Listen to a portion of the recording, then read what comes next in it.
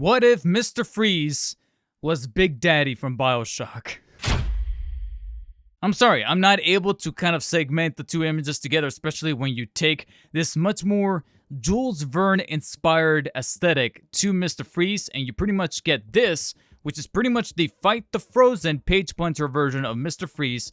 And basically in the story, it's funny because I'm reading up the comic, I'm going over the main pinpoints of the story, and I'm thinking to myself, is it just me or did they make Mr. Freeze kind of like the main protagonist of this entire story, if you really think about it? He's the one, along with his wife, Nora, who go back in time, and frankly, in an effort to try to recreate the accent to go back to his original time, he's pretty much Captain Americaized in a way, but in the inverse version, and Batman is the one trying to stop him. I don't know who to root for here, but at least I know that the entire product resulted in one of the more unique looking McFarlane Mr. Freezes that I've seen in a really long time, to the point where I really couldn't pass up on the opportunity to own this figure aside from Caveman Batman. And it's the only other figure aside from Batman that out of the wave that I looked at and said, yeah, I kind of need to add him to the set despite going through that very egregious box. Again, as I stated before, I'm in the minority with that packaging. I really don't like it. I prefer the standard boxes, so I can always repackage this guy and put him back in the proper box in the event that I want to kind of like store him away and move him about, but that's neither here or there. Here is the Fight the Frozen Mr. Freeze, which has a very unique look. Again, it's very difficult to really separate the imagery of the Bioshock Big Daddy because of the way that the tank on his head, as well as the just overall look of the suit that looks very makeshift, that looks very put together in a very robust kind of way that also sells the image very well. And overall, it's doing the job for me, save for a couple of elements as we kind of work down the actual design of the Mr. Freeze body here, because to me, the standout has got to be the actual head sculpt, which has this very eerie looking tank over his head that is actually pretty well constructed and really well painted as far as the surface to make it look like a very robust kind of metal. But to me, what is really striking, the detail that stands out to me the most, has got to be the ocular lens here in the middle, which of course is going to be his window. But beyond that, all you see really is black with the two red dots. And to me, that really sells the figure because it just kind of speaks to the eeriness of this version of Mr. Freeze. It kind of sells that Bioshock Big Daddy look, while at the same time making him look like an antagonist, even though, like I said, the reasonings behind what he's doing in this comic arc, it centers more on that of him being pretty much a protagonist, and then it carries on over to the little gauges and the way everything feels like it was actually constructed by him via the suit, with the two different color palettes happening here in this very muted kind of grayish green happening alongside the pleathery looking parts of the suit with the straps here in the middle. The blue vials on his waist that are likely the frozen, whatever kind of serum he uses to make sure that he maintains his suit. And just overall, the actual quality of plastic utilized for the mid-torso area here and making sure that everything just feels very girthy and tanky that speaks to his character really works. Aside from then the legs and the hands, I don't know what it is, but it feels just a little too... I know people often hate this comment because I know I'm going to get people in the comment section saying, well, David, of course it looks like a toy. It's a toy. It's made for kids. I'm tired and I'm sick of that argument, quite frankly. Collectors are also vying for some of these. In fact, McFarlane Toys, out of the two mainline companies out there, McFarlane Toys versus Marvel Legends, they're often the ones that kind of speak more so to the collector and less so to kids. Even their packaging says that their figures are mainly made for kids, officially 12 and up, but that's kind of higher up there than that of the 4 and up from Marvel Legends. So their main demographic that they often speak to, especially with a very sellable character or at least a property like Batman, is often young adults, such as myself. So to then get a Mr. Freeze that has these purple gloves and this aesthetic around the boots and those gloves that feel just a little too big and Fisher-Pricey looking, you know what it reminds me of? It reminds me, I'm blanking on the name right now, but that wave of children's toys where you have like the construction worker and you have the police officer, you have pretty much a good chunk of the village people, but they have this aesthetic to the very oversized hands and boots that are very kid's toy-like. And sadly, Mr. Freeze has a little bit of that happening here amongst the boots, that even though they're painted with this airbrush metal here on the tip of the toes, as well as the backside here, as well as the guards on his knees and the actual rivets and gauges around the wristbands, there's just something about the actual feel of them that just feels, again, a little too kid toy like. And for a company like McFarlane, even though I was really appreciating the overall look and the eerie nature of the head sculpt, doesn't really translate well for the rest of the actual design here. I appreciate the little extra spikes of, I believe, ice or whatever this is coming out of his shoulder.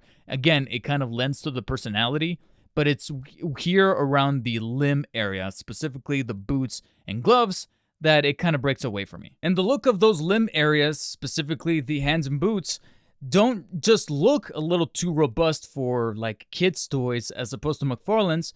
They also move in that direction as far as the articulation as well. And I know that this is somewhat of a familiar song and dance, because often figures that look very well as far as their tanky nature, their aesthetic being very bulky and feeling very well constructed, sometimes ends up coming into contrasting the articulation, kind of limiting it, so to speak.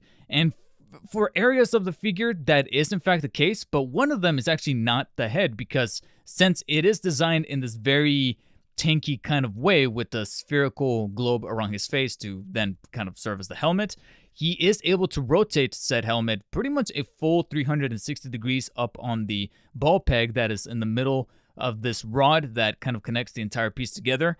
Sadly, unlike Batman, he has the inverse problem where he's able to look up very well, which is due in part to the rod holding the ball joint inside.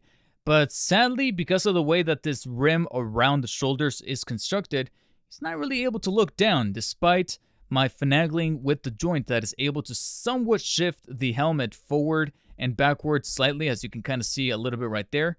It does lend to some good inclination from left to right, but sadly no looking down. So Batman had a problem of not being able to look up, but being able to look down very generously.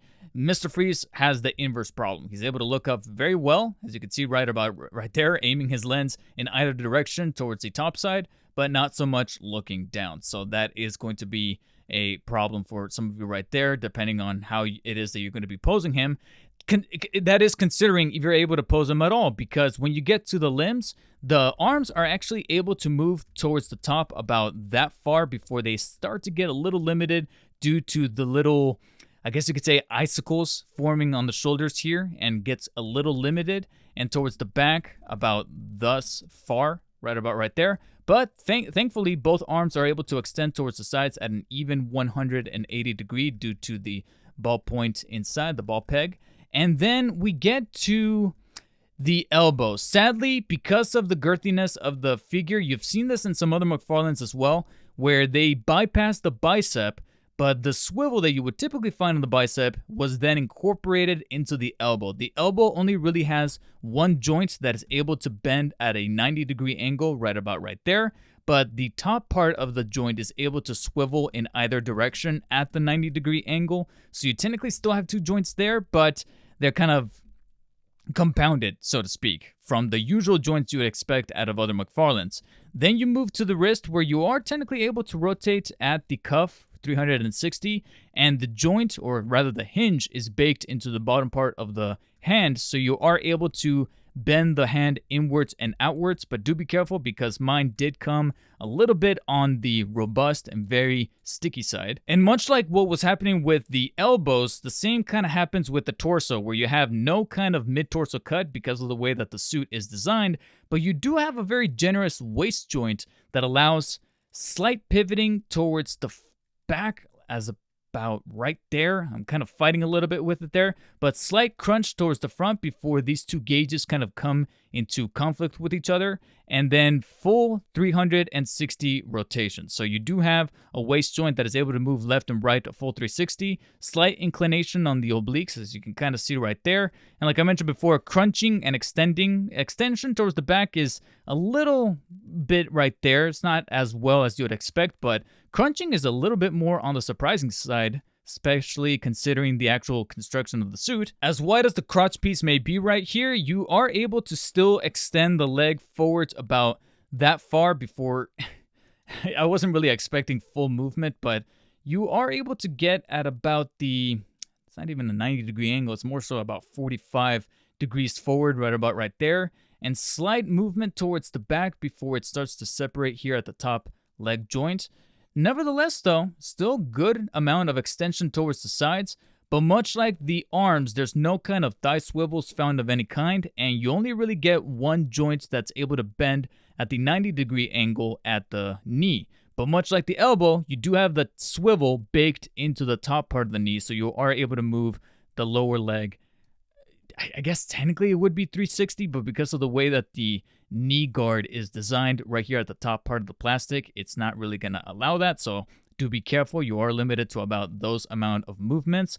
Then we get to the Tonka, I guess you could say the Tonka boots and ankles that are so robust that horizontal, very even horizontal movement for the ankle is completely gone. You're only really able to bend the ankle and the entirety of the boot upwards about that far, and then downwards only, I think, 1, maybe 2 notches downwards before it comes into conflict with the cuff around the boot here. And it's so robust, sticky, and tough that it's actually rather difficult to get it moving in almost any direction. And I've already gotten my thumbs pinched a couple of times because of the way that the plastic is right here, and I'm trying to like grab it. So I've gotten a couple of pinched fingers already happening. And when it comes to any kind of, like I said, rotation, you really cannot do it except for maybe a little bit of an inclined pivot inwards at about that degree angle and only about that far towards the side. So not much found there in terms of footing. You are able to bend the toesies, but similar to the rest of the boot, it's very robust, very sticky, and to get it to happen, it just feels so sticky within itself that even with the pass of the hairdryer, didn't really help or manage to get it moving any much more freely than before. The funny thing is, though, is that even though the posability behind the boots, the Tonka boots, as well as the actual construction of the articulation and the suit may not really favor any very intricate poses, you're still able to stand just fine. It's probably because of the width and the actual sizing of those feet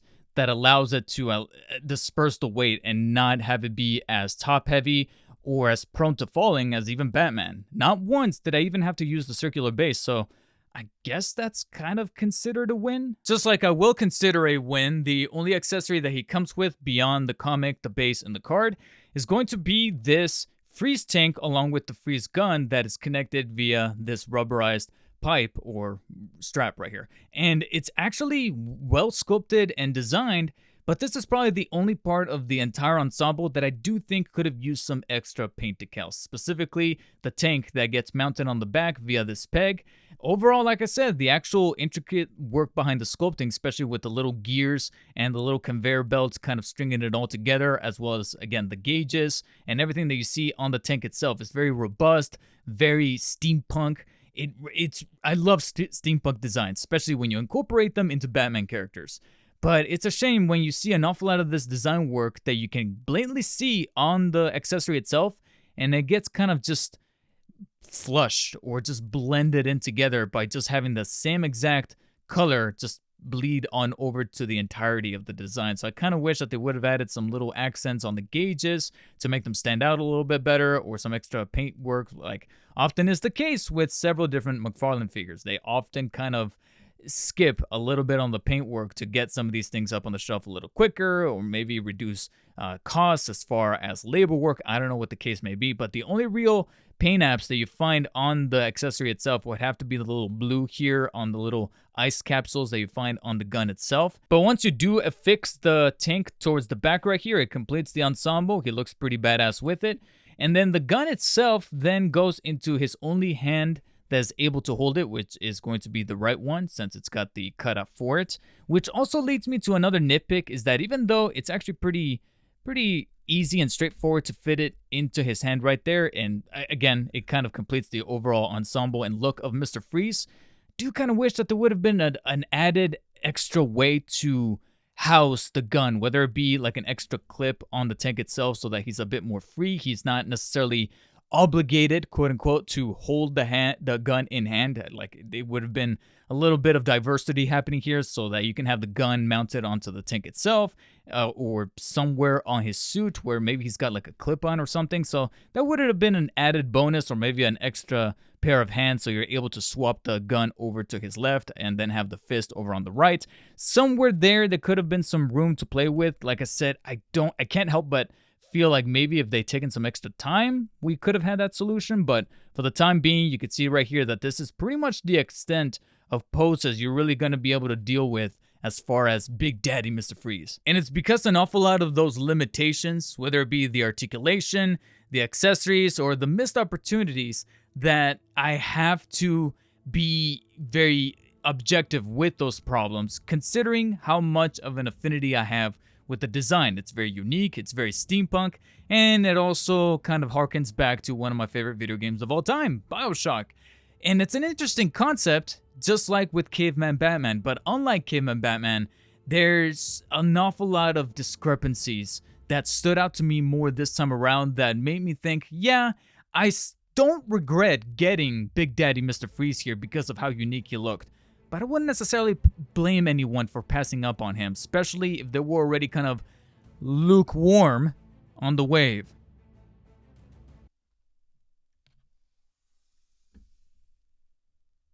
And because of that, I'll be giving the Fight the Frozen Mr. Freeze from the Page Puncher wave a 7 out of 10. He's not necessarily a must-have, but if you do feel very compelled by the look of the character, he is still going to end up being a conversation starter up on your shelf. And if you guys want to add him to your collection, there are going to be affiliate links in the description that you guys can use to help out the channel and get your own Big Daddy Mr. Freeze sent directly to you. In the meantime, what do you guys think of this version of Mr. Freeze from the Fight the Frozen wave? Do you think it's unique enough to pick up, or do you think it's a pass for you because of the limitations? Does it not really speak to you personally? Let me know your guys' insights in the comment section below. As always, hit the thumbs up button if you liked the video, thumbs down if you didn't. Subscribe for more McFarlane toy reviews coming very soon, especially as they release more stuff for me to cover. And as always, stay humble. I'll see you later.